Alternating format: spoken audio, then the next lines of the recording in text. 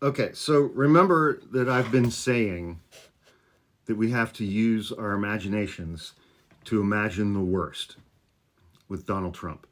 Imagine the worst possible things that he could do, and then imagine worse than that. And that's probably what he's going to do. With this clown car of stupidity of his cabinet nominations over the last 48 hours, Pete Hegseth, Tulsi Gabbard, RFK Jr., Matt Gaetz, and they're going to get worse. They're going to get worse than these people. The rest of the nominations are going to be worse than these people. Normally, they have to go through a confirmation process in the Senate.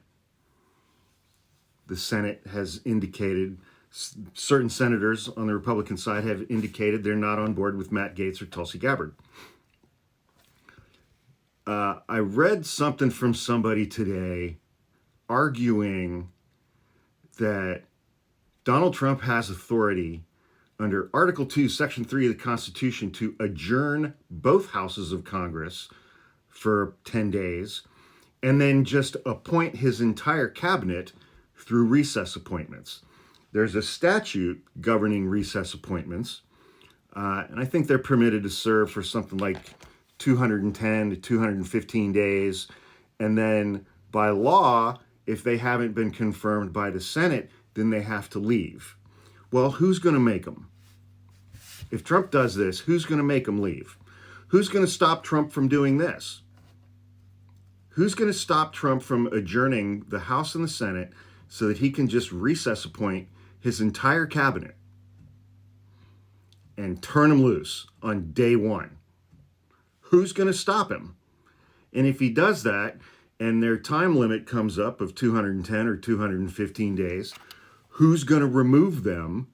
Who's going to remove these cabinet heads from these positions? Who's going to do it? Imagine the worst. Imagine the worst. We have to use our imaginations to imagine the most fucked up shit that Donald Trump can possibly do, because that's probably what he's going to do. And who is going to stop him? The courts?